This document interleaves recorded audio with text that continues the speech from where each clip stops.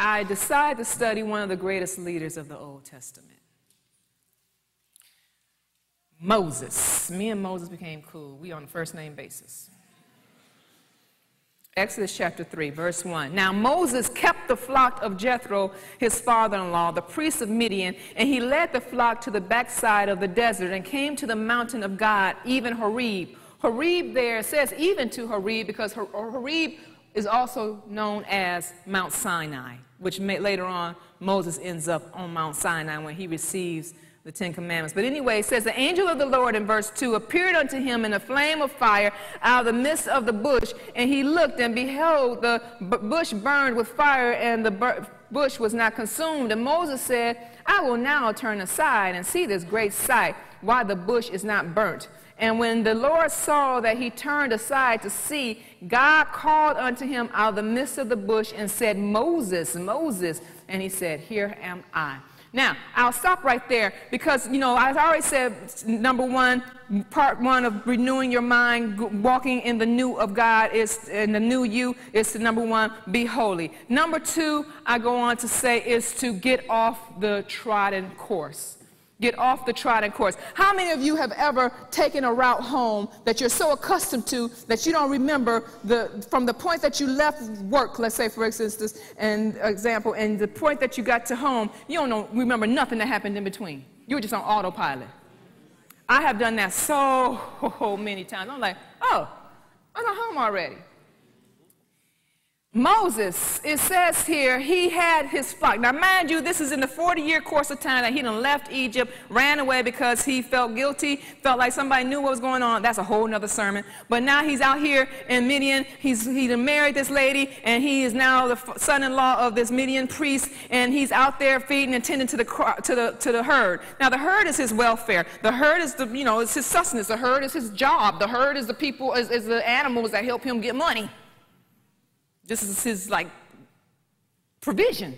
And he takes this herd through a desert, the backside of the desert. Now, when you look up the backside of the desert, he's taking this herd through the desert that's not really fortified.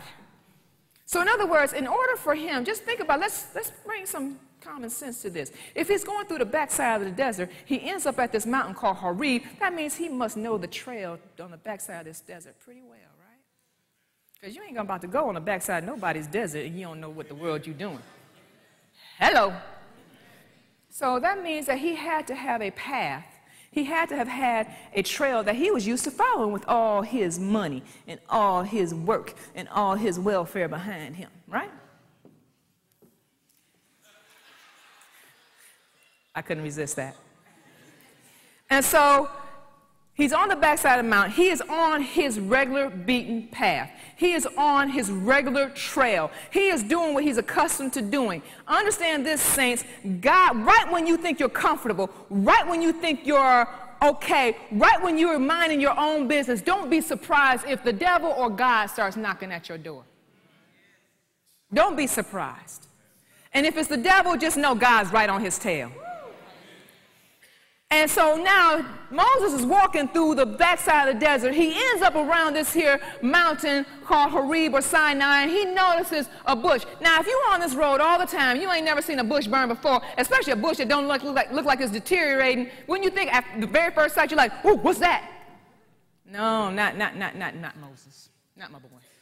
Because at first it says a messenger of Moses calls. Now, the messenger is not Jehovah, which is what we're used to seeing when we see a messenger of the Lord. No, this really is a messenger. This is an angel that's beckoning his attention. And then after a while, when Moses says, I'll turn myself aside to go see what's going on. Right there, when you see turn himself aside to see what's going on, that is a Hebrew word, kawar. It's C-U-W-R. And what he does here is,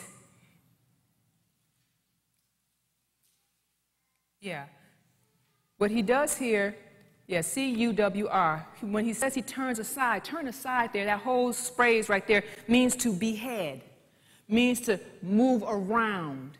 It's like a picture it will illustrate a picture of a crane. You know how a crane's long neck will be able to just move and do some unusual things? Well, that's what it describes here when Moses says, I will turn aside to go see what's going on. Be willing to get off your beaten path. Be willing to get off of go on to what's unfamiliar. Don't be too comfortable for too long.